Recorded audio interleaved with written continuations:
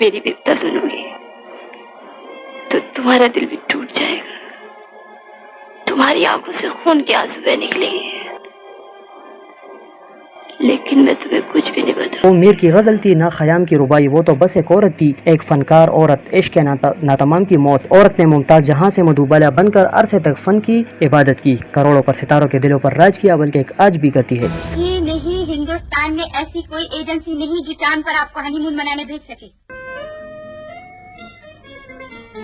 कहाँ से आ रहे हैं आप इतनी रात के? फन को वक्त की कैद में भला कौन रख पाया है। गए वक्तों के बुजुर्गों से लेकर कतरीना कैफ की लचकती कमर पर अश करते आज के नौजवानों तक उनके चाहने वाले बेशुमार है और रहेंगे। उन्हीं के नक्शे कदम पर चलकर माधुरी दीक्षित हिंदी सिनेमा की मलका कहलाई और आज दीपिका पादुकोण उन्हीं के नक्शे पाया चल रही है। मैं आपसे पूछ रही हूँ, मैं क्या कर सकती हूँ आपके लिए? प्यार किया तो डरना क्या? मुझे मालूम था खूती हुसन की मालका मधुबाला 14 जनवरी 1932 को खान अताउल्ला खान के घर दिल्ली में पैदा हुई। उनके वालिद पेशावर के पख्तून थे, अलबत्ता बास फिल्मी तारीखदान उनका आबाई इलाका सवाबी करार देते हैं। एक तो गुर्बत, ऊपर से कामचोर बाप, वो हसूल इल्म के लिए कभी स्कूल न जा सकी। रस्म दुनिया निभाने के लिए उन्हें मस्जिद में कायम मदरसे के हवाले कर दिया गया, जहाँ उन्हें कुरान पढ़ना सिखाया गया। कुरान की तिलावत सीखने के बाद वो 9 साल की उम्र में रेडियो स्टेशन से मुंसलिक हो गई ताकि घर चलाने में हाथ बटा सके। कितने दिन से फरेब कर रहे थे मुझसे, चोर डके कहेंगे। रेडियो की जिंदगी गो के मुख्तसर रही, क्योंकि उनके वालिद जल्द ही बेहतर मुस्तकबिल की तलाश में मुंबई हिजरत कर गए, मगर इस मुख्तसर सी मुलाजमत ने उनके अंदर फनकार बनने की नाकाबिल शिकस्त ख्वाहिश पैदा कर दी। अताउल्ला खान की गाग नजरों ने कम सिन मुमताज के दिल के चोर को पकड़ लिया। वो जान गए कि बेटी की ख्वाहिश दौलत का मुजदा है। अताउल्ला खान ने हमेशा बेटी के दिल के रास्ते पर पहरे बैठाए रखे। उन्होंने सोने की चिड़िया को कभी आजाद फिजाओं में उड़ने न दिया, और यही बंदिश एक दिन जानलेवा साबित हुई। मुंबई चल कर अताउल्ला स्टूडियो की खाक छानने निकले। आदमी समझदार और बोलने के फन में यकता थे। सो थोड़ी सी भागदौड़ के बाद वो रंजीत स्टूडियो में मुमताज को नौकरी दिलवाने में कामयाब हो गए। नौकरी तो मिल गई, मगर कोई फिल्म न मिली। घर का चूल्हा कभी चलता कभी बुझता, और बलाखिर एक दिन भड़क कर बुझ गया। वालिद फिर चक्कर चलाने में जुट गए। इधर उधर सर पटोल करने के बाद एक भले मानस ने उन्हें मुंबई टाकीज तक पहुंचा दिया। 1942 को बॉम्बे टाकीज के बैनर तले उमिया चक्रवर्ती की हिदायत में फिल्म बसंत रिलीज की गई। ये 10 साल मुमताज की पहली फिल्म थी, जिसमें उन्होंने बतौर चाइल्ड आर्टिस्ट मासूमाना अदाकारी का पहला जलवा दिखाया। इस जलवे ने सबसे ज्यादा फिल्म इंडस्ट्री के जौहर शनास हिदायतकार कीदार शर्मा को घायल किया। कीदार शर्मा ने अनफन उन्हें अपनी फिल्म मुमताज महल में कास्ट किया। मुमताज को हिंदी सिनेमा की सुपरस्टार मधुबाला बनाने में जहां उनकी दिलावेज मुतासर कुन अदाकारी का अमल दखल है, वहाँ हिदायतकार कीदार शर्मा की कदर शनासी भी अहमियत रखती है। मुमताज महल के बाद वो एक मसरूफ चाइल्ड स्टार बन गई। इस दौरान उन्होंने बीमारी, पुलवारी, राजपूतानी व दीगर फिल्मों में बतौर चाइल्ड अदाकारा के अपने पन का भरपूर मुजाहरा किया। मासूम चेहरा, दिल में उतरती मुस्कुराहट, बेसाख्तगी जैसे औसाफ ने उनमें छुपी हीरोइन को तराश खराश कर निकाल दिया। अलबत्ता इस हीरोइन को भी सिर्फ कीदार शर्मा ही देख पाए। 1947 को जहाँ हिंदुस्तान तकसीम, मुहाजरत और तारीख के बदतरीन फसादात के बायस लहू रंग था, वहाँ 15 साल मुमताज का लड़कपन भी जवानी से आमादे जंग था। कीदार शर्मा ने नौखेज जवानी को हीरोइन के रूप में पेश करने का इरादा बांधा। वो फिल्म नील कमल का स्क्रिप्ट लेकर रंजीत स्टूडियो पहुंचे। स्टूडियो ने मासूम चेहरे को बच्ची करार देकर सरमाए लगाने से इनकार कर दिया। बाहिम्मत शर्मा ओरियंट पिक्चर को कायल करने दौड़े। ओरियंट को कम से मुमताज से ज्यादा कीदार शर्मा पर यकीन था, सो उन्होंने हामी भरी। हिंदी सिनेमा के बासलाहियत तरीन हिदायतकारों में शुमार होने वाले और कपूर खानदान की अजमत को ऊंचे सुरैया तक पहुंचाने वाले रणबीर राज कपूर उस जमाने में कीदार शर्मा के शागिर्द थे, जिनसे वो हिदायतकारी के रमोज सीख रहे थे। शर्मा ने अपने होनहार शागिर्द को मुमताज के मुकाबिल हीरो का रोल दे दिया। ये एक रिस्क था, बलाशुबा रिस्क था, मगर कीदार शर्मा फौरज़म थे। उन्होंने 1947 को फिल्म नील कमल के जरिए मुमताज जहां को मधुबाला के नाम से पेश कर दिया। नील कमल तकसीम और फसादात से मुतासर फिल्म बीनों के उदासी दूर करने में नाकाम रही। इसी साल मधुबाला की एक और फिल्म भगवान भी सिनेमा स्क्रीन पर पेश की गई, मगर ये फिल्म भी आई और गई। ये हौसला शिकन दौर था, पर जिनकी नजरें दूर उफ़क़ पर हो वो नाकामियों से दिल बर्दाश्त नहीं हुआ करते। मधुबाला की तो सारी जिंदगी नाकामियों के खिलाफ लड़ने से इबारत है। उन्होंने अपनी तीसरी फिल्म चतुर विजय से उम्मीदें वाबस्ता कर ली। हीरो एक बार फिर राज कपूर थे। हिदायतकार मोहन सिन्हा और जादूगर मौसीकार एस.डी. बर्मन ने फिल्म पर जान लगा दी, मगर नतीजा मधुबाला के माथे पर नाकामी का एक और दाग सज गया। गो के चतुर विजय बॉक्स ऑफिस पर औसत दर्जे की रही, मगर ये तय है कि मधुबाला की मशहूर कुन अदाकारी ने फिल्मी सनत को अपनी गिरफ्त में ले लिया और वो बहैसियत अदाकार अपनी पहचान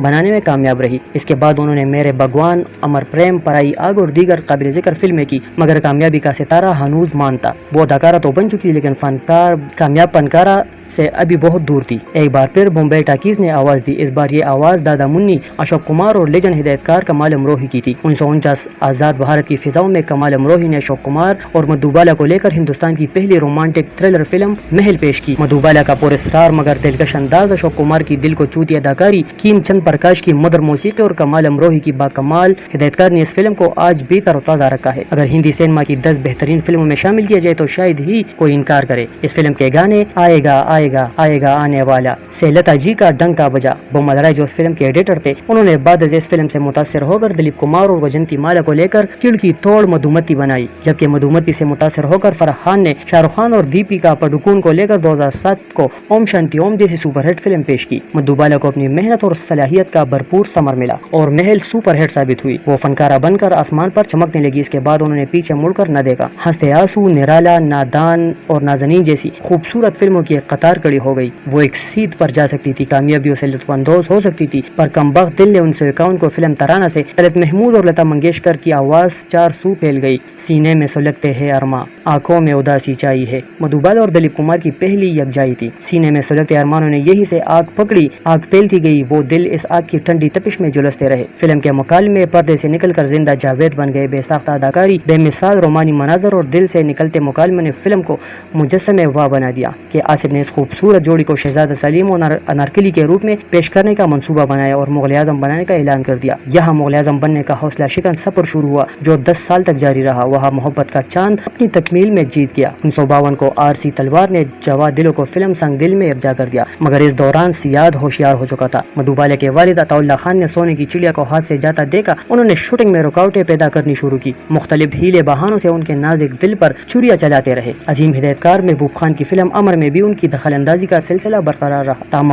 محبوب خان کے سامنے ان کی ایک نہ چلی۔ امر ٹرائنگل نفسیاتی ڈرامے کے لحاظ سے خوبصورت فلم ثابت ہوئی، جس میں مدھو بالا کا ساتھ دلیپ کمار اور نمی نے دیا، تاہم باکس آفس پر فلم ناکام رہی۔ 1955 کو گرو دت کی ہدایت کاری میں مسٹر اینڈ مسز 55 نے ان کی سپر ہٹ فلموں کی تعداد کو مزید بڑھا دیا۔ 1957 کو BR چوپڑا کی فلم نیا دور کو عدالت کے دروازے تک جانا پڑا۔ اس دروازے پر وہ سانحہ پیش آئی جس نے ان کی زندگی کا رخ بدل دیا۔ ایک مرد نے دوسرے مرد کو نیچا دکھانے کے لیے عورت کی توہین کر دی۔ دلیپ کمار نے بڑے مجمع میں مدھو بالا کے گال پر تمانچہ جڑ دیا۔ سپنوں کا گھروندہ اور اس میں بسا دل ٹوٹ کر کرچی کرچی ہو گیا۔ دلیپ کمار کو متوجہ کرنے کے لیے انہوں نے شمی کپور سے محبت کا ڈرامہ کیا، لیکن بے سود، مرد منہ موڑ چکا تھا۔ انہوں نے کشور کمار کو اپنا لیا۔ اس دوران پھاگن، باغی، سپاہی، کالا پانی، ہاوڑا برج، چلتی کا نام گاڑی اور برسات کی رات جیسی کلاسک فلموں کے ذریعے انہوں نے بتا دیا کہ ان کے اندر کا فن ابھی مرا نہیں، لیکن ان کی ریگزار زندگی پر اچھلتی نظر ڈالنے سے پتہ چلتا ہے کہ وہ اندر سے ٹوٹ چکی تھی۔ ڈاکٹر 1954 میں بتا چکے تھے کہ وہ عارضہ قلب میں مبتلا ہے اور ان کے دل میں سوراخ تھا۔ بہادر لڑکی مردانہ سماج سے تواتر سے لڑتی رہی مگر 1960 میں خود ہار گئی۔